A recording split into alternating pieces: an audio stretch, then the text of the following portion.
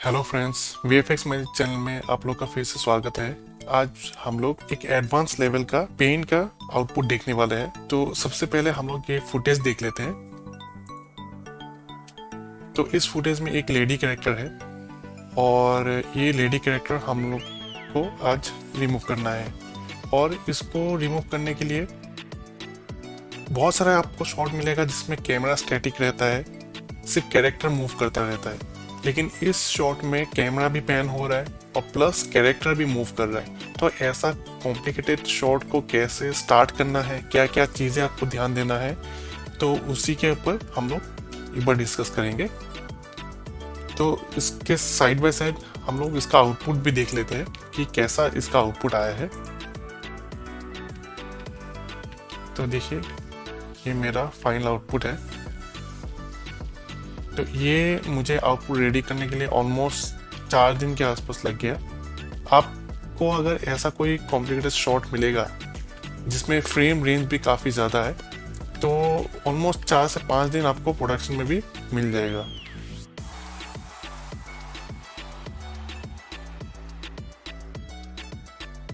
तो यहाँ पे बहुत सारे लेयर्स है और ये काफ़ी कॉम्प्लिकेटेड शॉट था। तो इसको मैंने कैसे स्टार्ट किया, कैसे आपको स्टार्ट करना है कोई भी शॉट, कॉम्प्लिकेटेड शॉट, तो उसके बारे में ही हम लोग डिस्कस करेंगे।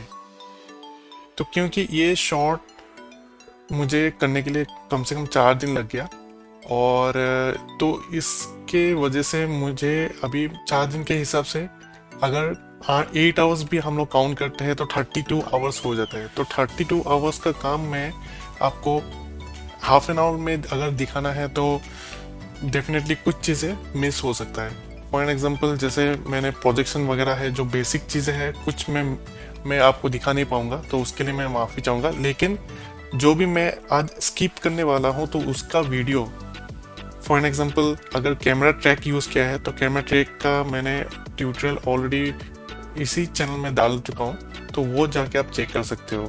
तो जो भी चीज़ मैं आज स्किप करूँगा तो उसका वीडियो मैं ऑलरेडी बना के रखा हूँ, तो वो डिस्क्रिप्शन में डाल दूंगा, वो जाके आप चेक कर सकते हो। तो इसका आउटपुट भी आपने देख लिया। तो यहाँ पे आप देख पा रहे हो कि ये कैमरा थोड़ा पैन हो रहा है, राइट। तो कोई भी आपको अगर शॉट स्टार्ट करना है तो हमेशा याद रखना है एक्सट्रीम बीजी से ही हमें स्टार्ट करना है। तो फॉर एग्जाम्पल ये कैरेक्टर अगर स्काई के ऊपर आता तो सबसे एक्सट्रीम बीजी में क्या रहता है, हम लोग का स्काई। तो स्काई को हमें क्लीन करना पड़ता, लेकिन इस केस में ये कैरेक्टर जो है ये स्काई के ऊपर नहीं आ रहा है, ये सिर्फ बैकग्राउंड के ऊपर आ रहा है। लेकिन बैकग्राउंड में भी आप देखोगे कि अगर बैकग्राउंड सिर्फ देखेंगे तो बैकग्राउंड भी कैरेक्टर पहले इस पोजीशन में था, थोड़ी देर के बाद जैसे कैमरा पैन होता है तो ये पोजीशन से यहाँ पे आ जाता है, राइट। तो हम लोग क्या कर सकते हैं, हम लोग के पास 2 ऑप्शन है। एक तो ये जो बैकग्राउंड पार्ट है, बैकग्राउंड पार्ट के लिए हम लोग एक्सटेंडेड प्लेट बना सकते हैं, नहीं तो हर कुछ फ्रेम के बाद जहाँ पे हमें रेफरेंस मिल रहा है वहां से रेफरेंस लेके उसको पीछे की तरफ हमें प्लेट को लेके डिजर्व करना है। तो उसको मैंने कैसे किया वो भी मैं आपको डिटेल में बता दूंगा। तो आप देख पा रहे हैं कि जैसे ये कैरेक्टर जा रहा है, ये तो एफजी पार्ट है, राइट। तो एफजी पार्ट के वजह से ये जो पीछे का बैकग्राउंड है वो धीरे धीरे देखने लगता है, आपको देखने के लिए मिलेगा। तो एक्सटेंडेड प्लेट बनाने के लिए एक दिक्कत है। एक्सटेंडेड प्लेट अगर हम लोग बनाते हैं तो फॉर एग्जांपल हमें यहाँ पे एक प्लेट बनाना है, तो एक्सटेंडेड प्लेट मुझे बहुत आगे तक बनाना पड़ेगा और वो काफ़ी टाइम टेकिंग और कॉम्प्लिकेटेड चीज़ हो जाएगा। तो इसको मैंने थोड़ा सा अलग तरीके से ट्रीट किया। इसको मैं एक ही प्लेट में बहुत ज़्यादा बड़ा एक प्लेट नहीं बनाऊंगा और इसको मैं क्या करूँगा, छोटे छोटे पार्ट में डिवाइड करूँगा और उसको मैं ट्रैक करके इसको रिमूव करने के लिए ट्राई करूँगा। दूसरी चीज़ है इसमें पैरेलैक्स, इसमें बहुत सारे अलग अलग लेयर्स है। फॉर एग्जांपल आप देख पा रहे हो कि बैकग्राउंड है फर्स्ट। सेकंड चीज़ क्या है, सेकंड चीज़ है ये पिलर, ये जो वॉल है ये वॉल पार्ट है। तो ये वॉल जो है, वॉल में भी अलग अलग डेप्थ है। अगर ध्यान दोगे तो ये वाला पार्ट थोड़ा सा ऊपर उठा हुआ है, राइट। उसके बाद जैसे यहाँ पे आओगे, ये एक स्टैचू है, स्टैचू में भी ये थोड़ा सा रोटेशन है। आप इस फ्रेम में देखो, इस फ्रेम में ये जो पोजीशन है ये काफ़ी ज़्यादा दिख रहा है, राइट। थोड़ी देर के बाद अगर थोड़ा आगे फ्रेम में आओगे तो ये पार्ट काफ़ी छोटा हो जाता है।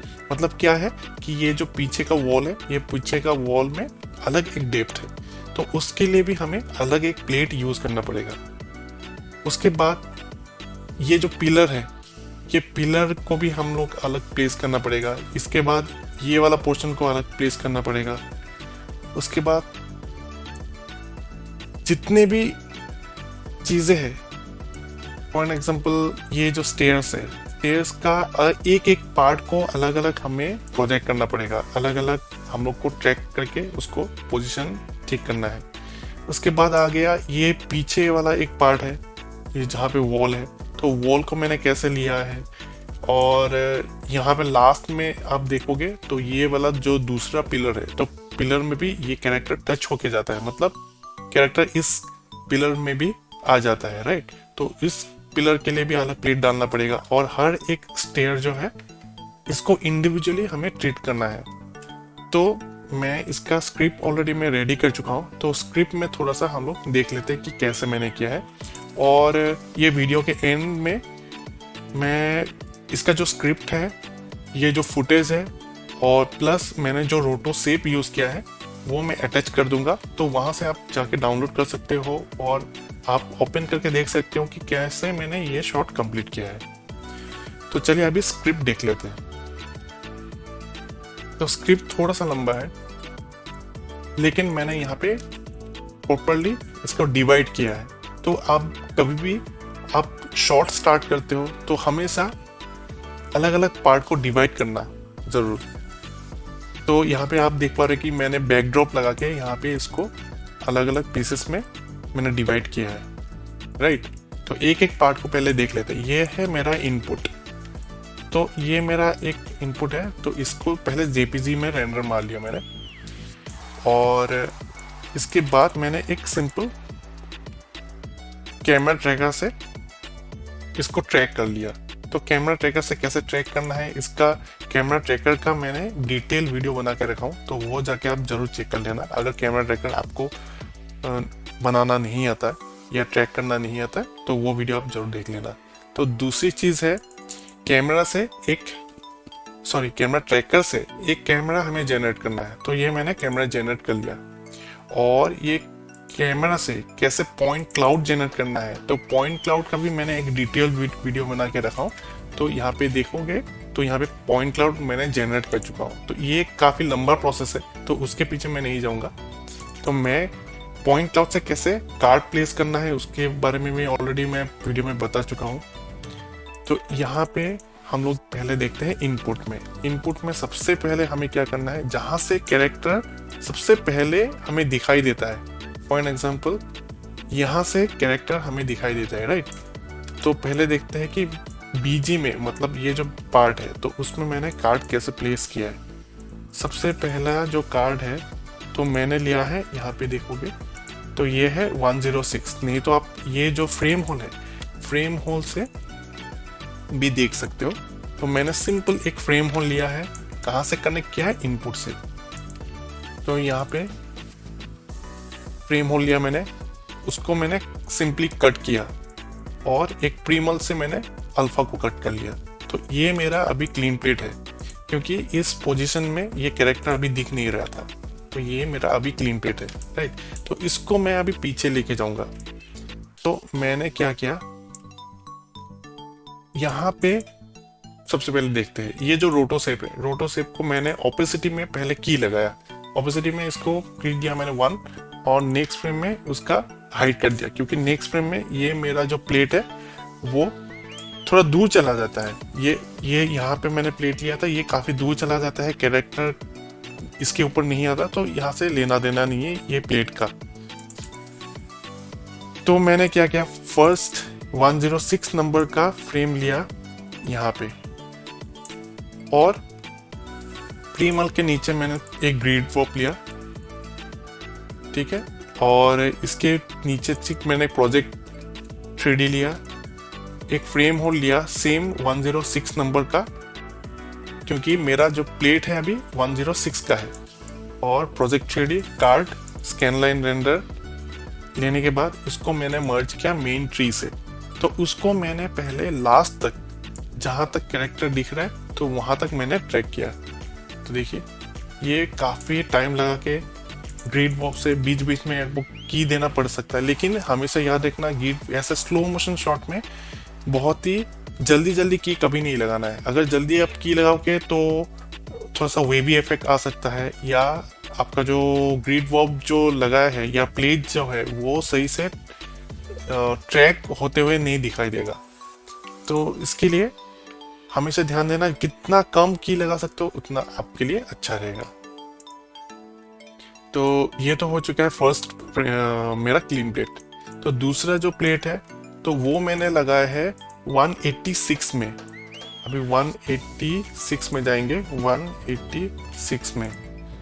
तो यहाँ पे मैंने दूसरा एक प्लेट लिया, कितना बड़ा, इतना, जहाँ पे इतना बड़ा एक मैंने प्लेट लिया। इसको भी मैं पीछे ऐसे लेके गया। तो यहाँ पे दिखाता हूँ, यहाँ पे देखिए, यहाँ पे मैंने प्लेट लिया और उसको मैंने पीछे लेके गया, और सेम प्रोसेस से इसको भी मैंने आगे, इसको ऑपेसिटी ऑफ कर दिया, क्योंकि आगे के फ्रेम्स में ये वाला जो प्लेट है इसका काम नहीं है, तो इसके लिए मैंने इसको ऑफ कर दिया। तो ऐसे इसको डिसॉल्व करना है। आपको जहां से भी रेफरेंस मिलेगा वहां से रेफरेंस उठा के उसको ऑन या ऑफ करना है आपके हिसाब से। उसके बाद इसको मैंने ऐसे पीछे लेके गया। तो सेम प्रोसेस से मैंने अलग अलग फ्रेम में, ये 244 में नेक्स्ट मैंने ये लिया है क्लीन प्लेट 244। तो 244 का प्लेट देख लेते हैं। तो इतना सा प्लेट लिया मैंने इस एरिया का, तो इसका भी रोटो में दिखा देता हूँ, इतना पार्ट का। तो उसको भी मैंने पीछे तक जितना हो सके ट्रैक किया। उसके बाद और एक मैंने लिया है 292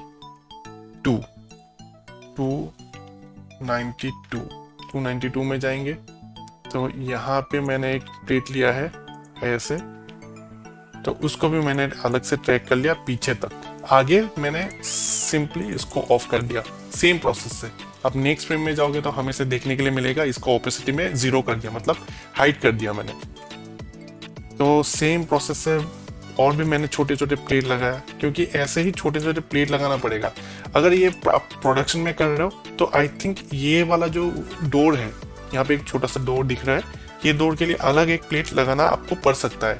अगर आपको बोलेगा कि यहाँ पे अलग एक प्लेट लगाना है, तो यहाँ इसके लिए मैंने और एक दूसरा चीज़ किया है। मैंने यहाँ पे एक पेन नोट लिया और थोड़ा सा एक्सटेंड कर दिया ये नीचे की तरफ, क्योंकि जैसे मैं थोड़ा सा आगे फ्रेम में या पीछे के फ्रेम में जाऊंगा तो ये नीचे थोड़ा सा प्रॉब्लम आ रहा था। तो मैंने क्या है, एक फ्रेम लेके थोड़ा सा यहाँ पे क्लीन कर दिया। ये फ्रेम क्लीन कहाँ गया, 332 में, 332 में जाना पड़ेगा। तो देखिए थोड़ा सा मैंने ऐसे क्लीन कर दिया। ये डी प्रेस करके आप ऑन ऑफ करके देख सकते हो। तो ये बहुत मैंने रफली किया, डेफिनेटली यहाँ पे डबलिंग वगैरह है तो इतना हमें ये सब अभी ध्यान नहीं देंगे। ये सब सिर्फ आपको समझाने के लिए किया हूँ, तो मैं इतना डिटेल में कुछ चीज़ें किया नहीं मैंने। जो छोटे छोटे चीज़ें हैं उसको मैंने और डिटेल में हम लोग कर सकते हैं इसको। तो इसको भी मैं सेम प्रोसेस से फ्रेम होल, रोटो, प्रीमल्ट और ग्रिड वॉप लेके इसको बीच बीच में की लगा के मैंने सेट कर लिया। तो सेम प्रोसेस से मैंने 362 में एक लगाया। तो यहाँ तक हो चुका है मेरा बैकग्राउंड का क्लीनअप। तो बैकग्राउंड तो ये जो पिलर है इसके ऊपर भी आ रहा है, आप यहाँ पे देख पा रहे हो राइट। तो ये रिवील वाला जो काम है ये बाद में हम लोग करेंगे, तो उसके लिए थोड़ा सा अलग से हम लोग देखेंगे। तो उसके बाद है ब्रोकन स्टैचू। तो यहाँ पे एक स्टैचू दिख रहा है राइट, तो इसको मैंने अभी पहले लिया। तो आप सोच रहे होंगे कि ये वॉल वाला पार्ट पहले आना चाहिए था राइट।